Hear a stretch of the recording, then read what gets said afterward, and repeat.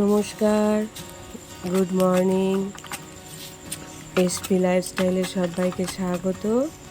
আশা করি সবাই ভালো আছো। তো এখন বাজে হচ্ছে সকাল 8টা।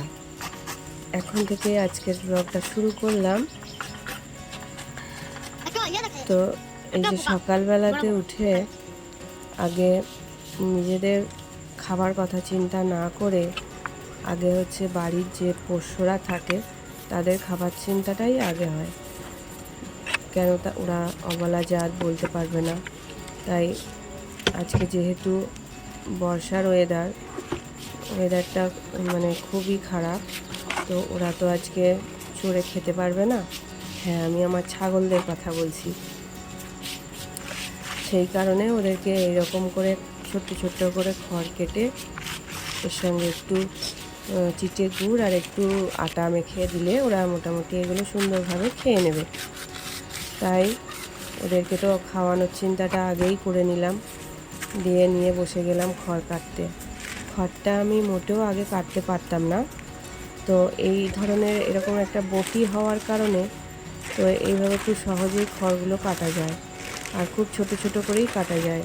তো এরকম বটি হয়ে খুব সুবিধা হয়েছে। আমাদের এখানে প্রায় অনেক বাড়িতেই এরকম বটি পাওয়া যায়। তো আমিও ছাগলদের জন্য খড় কাটবো বলে আমি একটা বটি বানিয়েছি। 2-3 দিন ধরে যখন বৃষ্টি হয় তখন এই বেশি করে এই ছাগল গরুদের নিয়েই চিন্তা হয়। আমরা তো যাই হোক যেমনই হোক ঘরের মধ্যে করে খেয়ে নেবো, কিন্তু ওরা তো আর চড়ে খেতে পারবে না। তাই ওদের চিন্তাটাই আগে হয়। তো ওদের জন্য এই রকম ব্যবস্থা তো রাখতেই হবে। এই যে ওদের এবার আমি খেতে দিয়ে তারপর ঘরের কিছু টুকটাক কাজ আছে, বাসি কাজ, সেগুলো সেরে নিয়ে একবারে স্নান করে তারপরে আজকে রান্না চাপাবো। তো আজকে রান্নাতে হবে কি, মাংস দিয়ে খিচুড়ি করব। কেন সোনুর বাবা কয়েকদিন থেকে মাংস দিয়ে খিচুড়ি খাবো বলে বলছে। তো আজকের ওয়েদারটা যখন এরকম, তাহলে চলো আজকেই মাংস দিয়ে খিচুড়িটা হোক।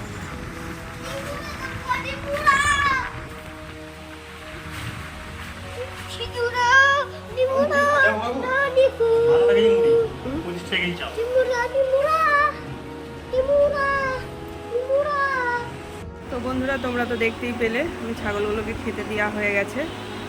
তো এদিকে সোনুর বাবা গিয়েছিল দোকানে মাংস আনতে। তো ও দোকান থেকে চলে এসছে।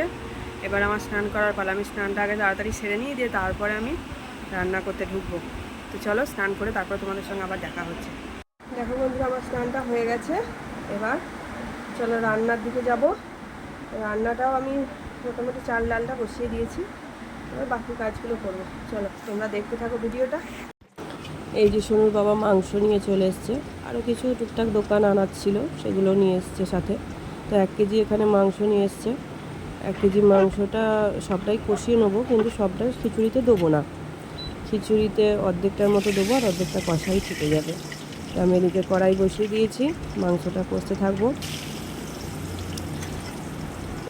তো বন্ধুরা, আমার তো খিচুড়ি খেতে ভীষণ ভালো লাগে, কিন্তু কি বলতো, একার জন্য তো আর খিচুড়িটা করা হয় না। সোনুর বাবা অতটা আগে পছন্দ করতো না, ইদানিং তবুও মাঝে মধ্যে খাবো খাবো বলে। আগে তো একেবারেই খেত না। আর ওর বাবা যদিও খাবো খাবো করছে, কিন্তু আবার এদিকে আমার বড় ছেলে, সে তো একেবারেই পছন্দ করে না। তাই ওর জন্য ওই ডাল চাল একসঙ্গে সেদ্ধ ওইটাই একটুখানি তুলে রাখবো, আর এদিকে মাংস কষা সেইটা দিয়ে খাওয়া হয়ে যাবে। আর আমি এদিকে মাংসটা কষিয়ে নিই। তো তোমরা কে কে খিচুড়ি খেতে ভালোবাসো সেটা অবশ্যই কমেন্টে জানাবে। তবে খিচুড়িটা ভালোবাসি ঠিকই, তাই বলে যে সবসময়ের জন্য নয়। যখন শীতের দিন বা বর্ষা, যখন খুব ড্যাম ওয়েদার থাকে, বৃষ্টি হয়, সেই দিনগুলোতেই মনে হয় একটু খিচুড়ি হলে ভালো হতো আর কি। তো সেই কারণেই আজকে খিচুড়ি, যেহেতু সকাল থেকে মানে গত 2 দিন থেকেই ওয়েদারটা ভীষণই ড্যাম। তো যত বেলা হচ্ছে তত আস্তে আস্তে মনে হচ্ছে মেঘটা কেটে রোদ্দুরের দেখা আসছে, রোদ্দুর দেখা দিচ্ছে। তো যাই হোক, তবুও খিচুড়ি যখন করেই ফেলেছি তখন তো খেতেই হবে। ওই যে ওখানে সোনুর চাল ডালটা তোলা আছে, সেদ্ধটা। তো বন্ধুরা আজকে তোমাদেরকে একটি গ্রামের পুরানো ঐতিহ্য যাকে বলে সেরকমই তোমাদেরকে একটা কিছু দেখাবো। তো তোমরা ভিডিওটা শেষ পর্যন্ত দেখতে থাকো। আমাদের এখানে এখনও পর্যন্ত সেই ঐতিহ্য বেঁচে আছে, সেটা আমরা মাঝে মাঝেই দেখতে পাই, খুব ভালো লাগে। তো ভবিষ্যতে হয়তো আর এগুলো জানি না কতদিন থাকবে, আমাদের হয়তো কিছুটা কপাল ভালো আছে, আমরা দেখতে পাই। আমাদের পরের প্রজন্ম হয়তো তারাও এখন দেখে বড় হচ্ছে, ঠিক সেরকমই কিছু একটা তোমাদেরকে দেখাবো। আশা করি তোমাদের ভালো লাগবে। তো তোমরা ভিডিওটা দেখতে থাকো। আমার এদিকে রান্নাটা দেখো, মোটামুটি মাংসটা কষা হয়ে গেছে। এবার আমি মাংসটা এখান থেকে তুলে নিয়ে অর্ধেকটা খিচুড়ির মধ্যে দিয়ে দেবো, দিয়ে আর একটু অল্প জল দিয়ে খিচুড়িটা হালকা আঁচে একটুখানি ফুটিয়ে নেবো, তাহলেই আমার মোটামুটি খিচুড়িটা রেডি হয়ে যাবে। তো তো বন্ধুরা তোমাদেরকে বলছিলাম না যে আমি খড় কাটতে পারি না। তো দেখো, আমি মনে করি পারি না বলে হয়তো কিছু হয় না, কাউকে ঠেলায় পড়ে করতে হয়। সে বলে না, ঠেলায় পড়ে বেড়াল গাছে ওঠে, ঠিক সেই রকমই কারো প্রয়োজন পড়ে বলে কেউ করে, মানে না পারলেও হয়তো চেষ্টা করে, শিখে যায়। আর কারোর প্রয়োজন পড়ে না, তাই জন্য হয়তো সে চেষ্টাও করে না, তার শেখাও হয় না।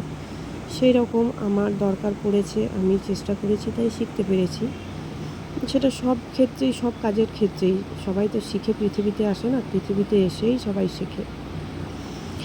তো পারি না বলে আমার মনে হয় কিছু হয় না, তাই না? তো যাই হোক, আমার খিচুড়িটা মোটামুটি রেডি, তোমরা দেখতেই পাচ্ছ, রঙটাও খুব সুন্দর এসছে। তো চলো এবার খাওয়া দাওয়া পালা। তো আমরা এবার খাবার রেডি করি। আর তোমাদেরকে যেটা দেখাবো বলে বলছিলাম, যে গ্রামের ঐতিহ্য হঠাৎ করেই এরকম, জানি না, মানে এগুলো হঠাৎ করেই হয়, আজকে হঠাৎ করে চলে এসছে। তো দেখো, আমি আসলে ভাতটার মানে খাবারটা রেডি করছিলাম, খিচুড়িটা, সেই সময়তেই উনি এসছেন। তো যাই হোক, তোমাদের সঙ্গে শেয়ার করলাম, দেখো। আর গরম মরি তেতো শসা তাদের বাড়ি কোতল ঘোষা আর শুরু শুরু পেমি দিয়ে আর তাদের বাড়ি নেমে রে আর জল চাইলে দেয় না গুড় তাদের বাড়ি মতিপুর আর খাই দাই বাজাই ঝোল তাদের বাড়ি বরজোল আর বিষ খাইয়ে হয় না মরণ তাদের বাড়ি হুজকরণ তাই এটে গরু গাঁ গাঁ বাড়ি আমার শীতল গাঁ আর মুড়ির পাশে ঝোলা গুড় তাই আমার বাড়ি হয়েছে গোসে লাভপুর তাই উঠে বাপারে তাল পুকুরে গাপারে তাই আলো চাল বাঁশের পাতা বলবে বহুরবি শখের কথা আর লালতে শাক লাল বেলানি হ্যাং চা শাক তো আই দেখো টুম্পার মা কুমড়ো হাত দিয়ে চিন্তা করো কত আর উঠে বাপারে তাল পুকুরে গাপারে আচ্ছা না কাতাই হইতে মারো কম বাড়ি হয়েছে আমাদের সব হরবর দরবর করে আসে।